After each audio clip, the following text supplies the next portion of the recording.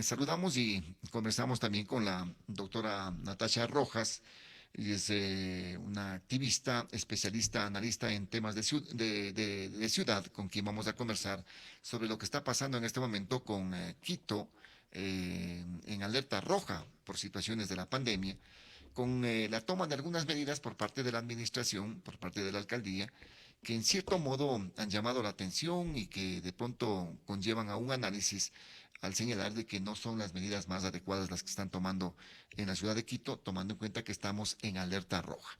Gracias por aceptar este diálogo, doctora Natasha. Muy buenos días.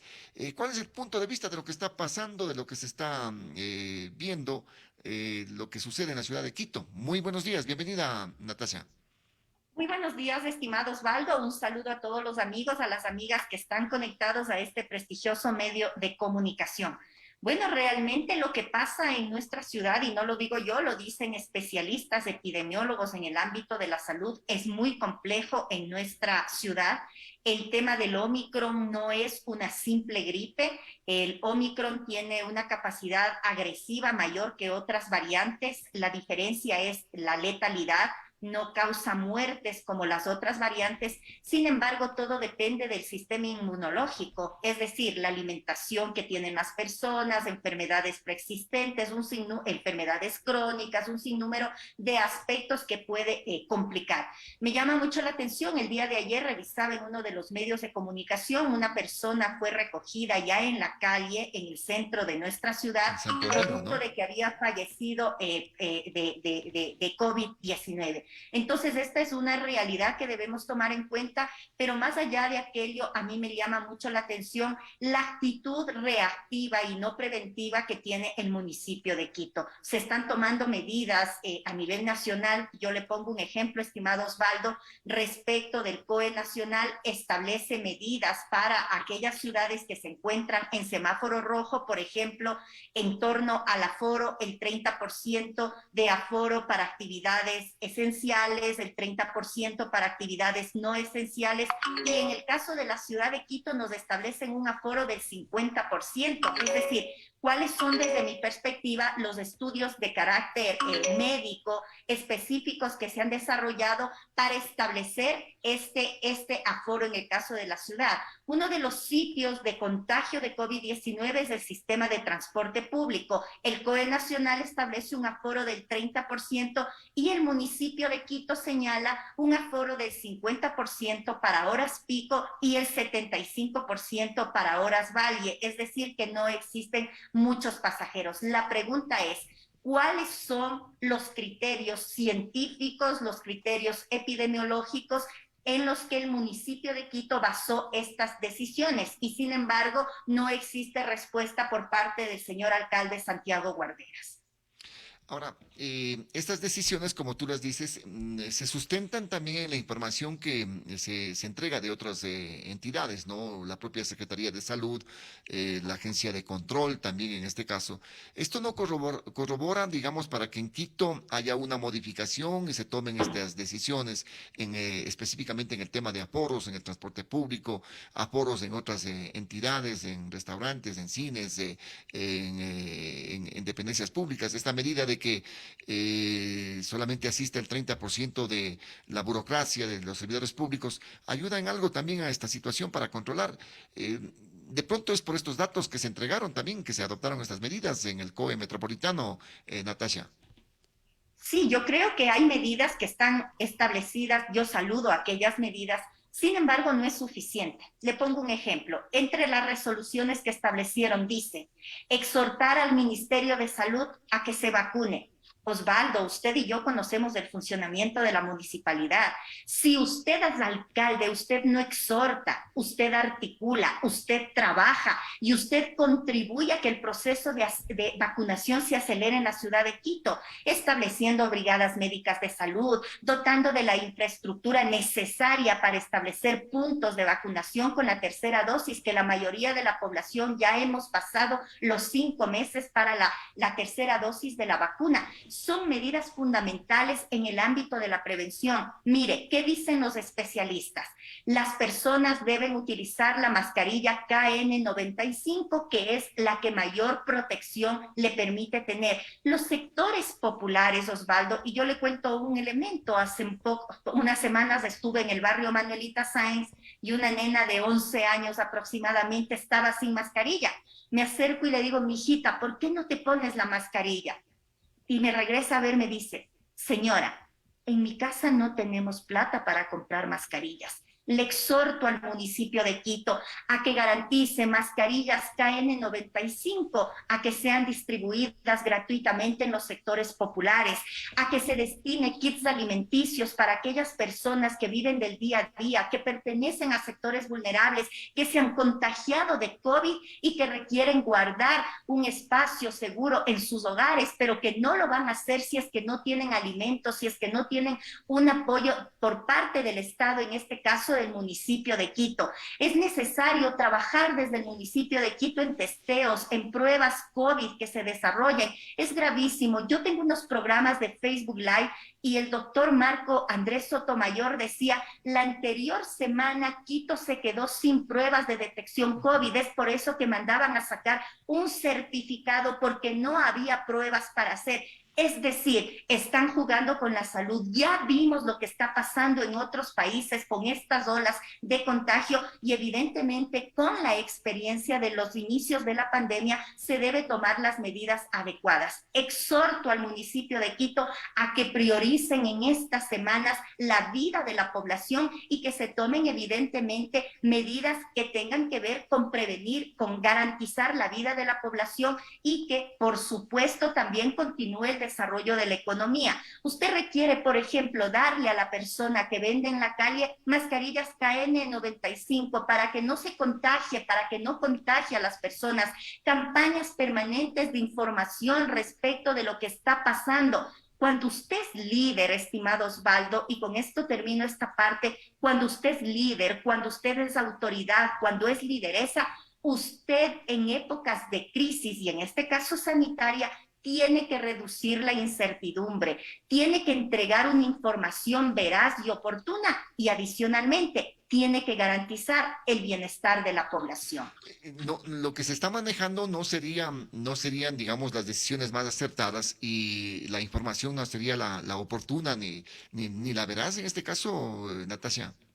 Yo creo que falta muchísimo que se desarrolle desde la municipalidad. El hecho de que las autoridades nos digan que solo es una gripe, que no pasa nada, yo diría que no está partiéndose de una información Bueno, eso lo dijo el totalmente presidente de correcta. la República, ¿no? Así es, lo dijo el Señalaba. presidente de la Entonces decíamos, República y lo repiten. estas afirmaciones pueden generar una falsa seguridad en los ciudadanos y se puede Ese es evidenciar. el Mucha gente problema. dice, bueno, es una simple gripe y ahora sí me contagio y con esto ya se acaba el tema de la pandemia. Ese es el problema, que cuando usted no entrega una información veraz, usted genera una falsa seguridad. Entonces parte del criterio, si mi autoridad dice que no pasa nada, pues no pasa nada. Elementos que me parecen incoherentes. Yo estoy de acuerdo que no existe en este momento el retorno a clases por los elementos de bioseguridad. Y aquí le pongo un ejemplo, estimado Osvaldo. Una cosa es decir, yo quiero que mi hijo vaya a clases si tengo carro, si tengo todas las comodidades, si garantizo su seguridad. Otra cosa es si no tienen y además está comprobado las limitaciones en infraestructura, incluso el tema de las baterías sanitarias, el tema de agua en muchas instituciones educativas que hay que resolverlo y hay que trabajar.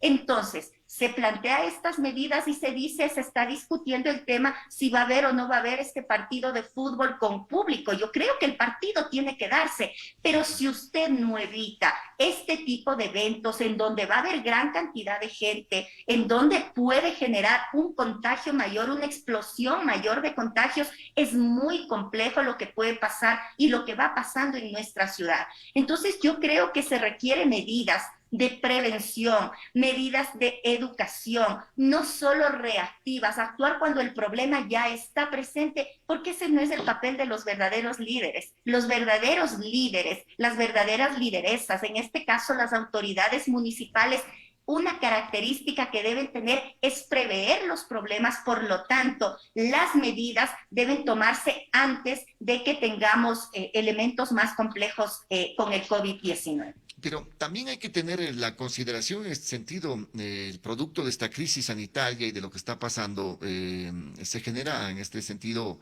la falta de reactivación económica. Y ahí también conlleva otro problema que va incrementándose con la falta de empleo, la situación por la que está atravesando la ciudad y por ende la gente que sale a ver qué es lo que hace, cómo sobrevive ante esta situación. De pronto se corroboran estas medidas para que la parte económica tampoco es que se vea demasiado golpeada, porque sin lugar a dudas que se va a ver golpeada en este caso, Natasha.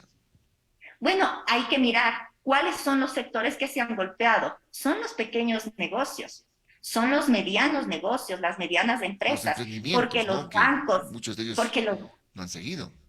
Los los emprendimientos. bancos, las farmacéuticas, los laboratorios tienen ingentes ganancias. Mientras se hablaba en otros países, las pruebas de detección COVID, dependiendo cuáles, cuestan 4 o 5 dólares. En nuestro país cuestan 20, las de antígenos cuestan 40, las pruebas PCR. Se han olvidado de la solidaridad, se han olvidado de establecer y regular los precios a estos sectores que han lucrado producto de la pandemia. Entonces hay que mirar. Por eso, el tema de los aforos es importante y sin afectar y buscar mecanismos que no se afecte a la economía. Por eso yo quiero insistir, necesitamos mirarlo de manera integral, porque se permite que el 50% se abra en los centros comerciales en donde se aglutinan las personas, se aglutinan la gente y se persigue a las otras personas que viven del día a día. Entonces son medidas incoherentes. Necesitamos legislar para los sectores, yo digo, que producen de una manera importante, que comercializan de una manera importante, que también son generadores de empleo, pero no nos olvidemos que la legislación y las medidas que se deben establecer deben beneficiar a ese 60% de pequeñas empresas, de medianas empresas, de trabajadores autónomos, de la señora de la tienda, del señor del bazar, de la señora de la carnicería, del zapatero, que son los generadores mayores del empleo, son los generadores del 70% del empleo en nuestra ciudad. Quito tiene esta característica importantísima, que la economía la sostienen estos sectores importantes que ponen sus esfuerzos, su iniciativa, su creatividad en la generación de fuentes de empleo. Pero ante ello, ¿cómo se puede equilibrar esta situación, Natasha? Yo por ende decía, para propiciar que haya un poquito más de actividad comercial, trabajo, de pronto las medidas se están morigerando de esa manera. Mire, querido Osvaldo, cuando usted pierde la vida, pierde absolutamente todo. Nos dijeron que la inmunidad rebaño iba a resolver todos los problemas de contagio de COVID. Recuerde usted, hay que salir, hay que contagiarse, la inmunidad rebaño nos va a ayudar a todos. No fue así. Esa es la sensación que nos están dejando entrever ahora con esta variante Omicron y es una Ahora nos situación dicen que es equivocada, ¿no? solo una gripe. Depende del sistema inmunológico, depende de la nutrición, depende de los antecedentes que tenga usted en enfermedades, etcétera, etcétera. Es un aspecto.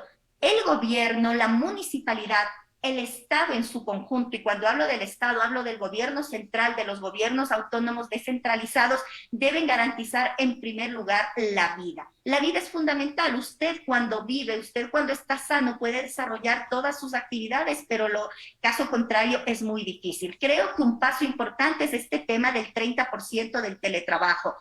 Quito, la capital del No Ecuador, en más, donde se el concentra el 70%. porcentaje, claro, 70%, ¿no? así 30% en es. la presencialidad y reducción de los aforos igualmente en el sector público. Exactamente, a eso me refiero. Usted tiene la posibilidad de reducir la movilización de las personas. Hay que tomar en cuenta, yo le exhorto al alcalde, lo dicen los epidemiólogos, la siguiente semana va a ser una semana también alta en nivel de contagios. Debe exhortar el COE metropolitano, el municipio de Quito, a la ministra de Educación que no inicien las clases las siguientes semanas. Yo creo que los municipios, en el caso personal del municipio de Quito, debería exhortar al gobierno nacional mayor presupuesto para educación, para salud.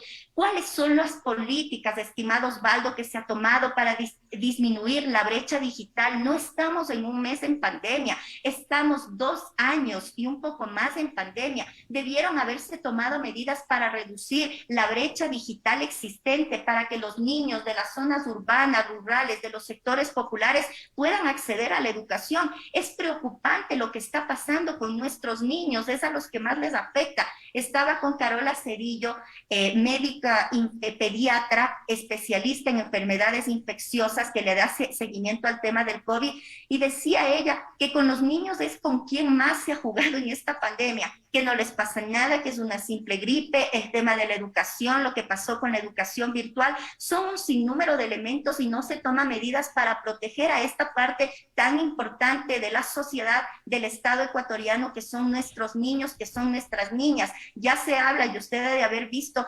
en medios de comunicación ya de la hospitalización producto de COVID en unidades de cuidados intensivos de niños.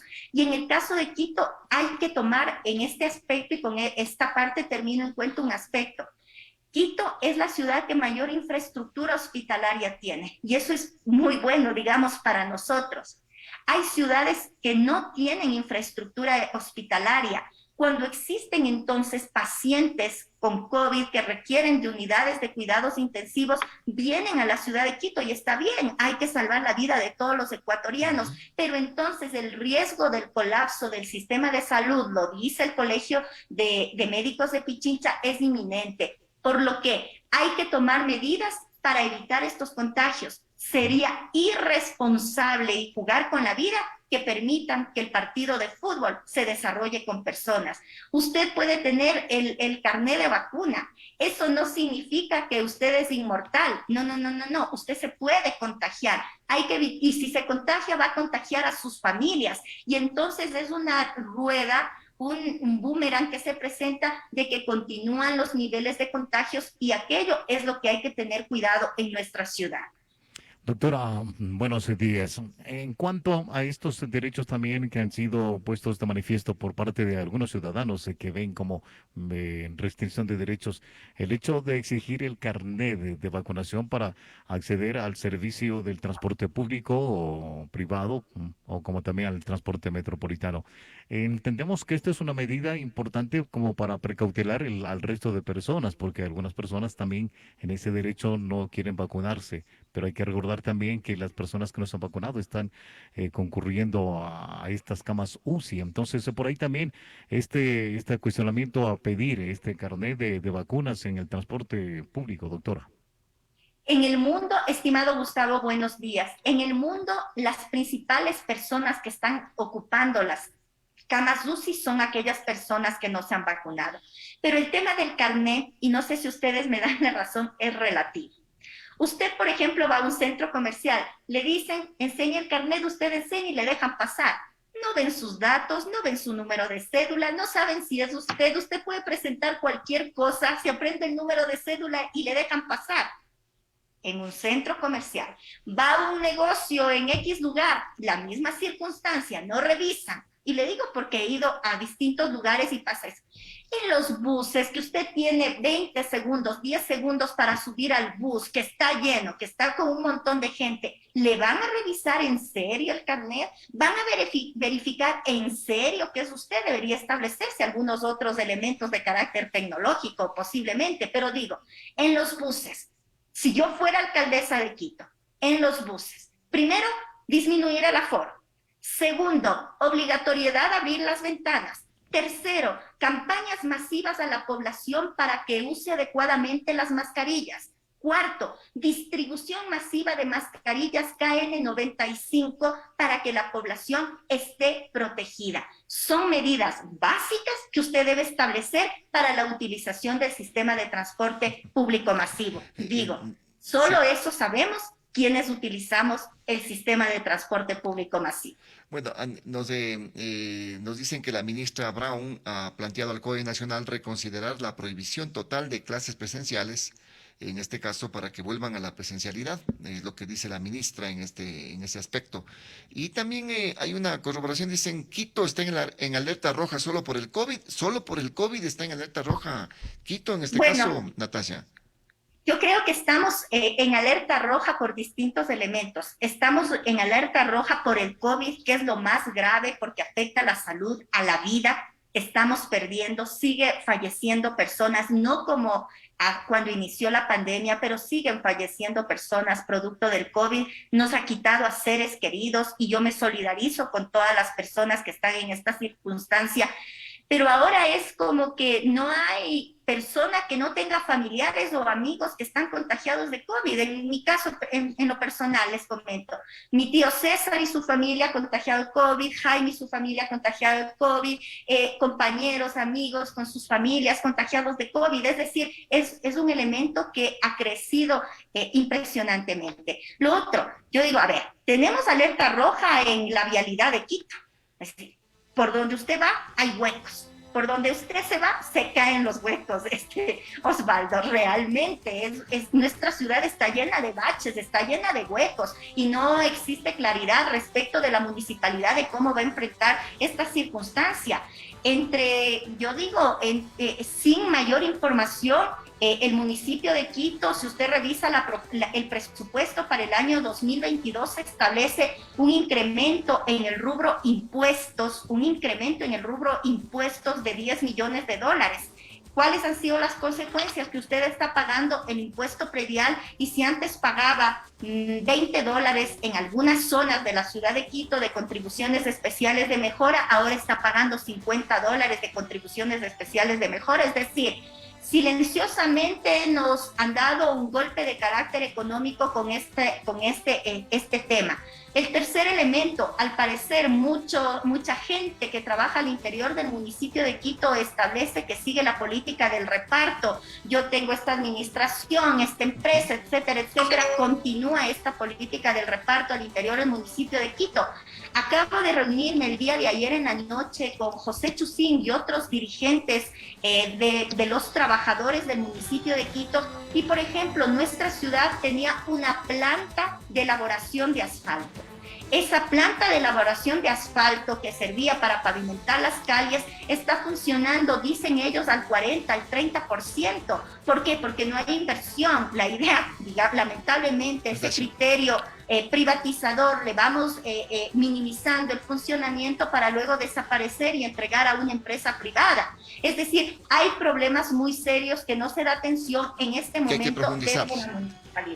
Natasha, yo dejo planteado esta inquietud para seguir conversando sobre estos temas, fundamentalmente de la gestión. Nos deja preocupado esto de la planta de asfalto. ¿Qué es lo que pasa con esa planta de asfalto? Hay que seguir conversando de esos temas para conocer también detalles y la opinión de ustedes que hacen esta opinión respecto a los temas de gestión de la ciudad. Por ahora, muchísimas gracias, Natasha, muy amable. Muy buenos días. Un abrazo, por favor, cuidémonos mucho, mascarilla, distanciamiento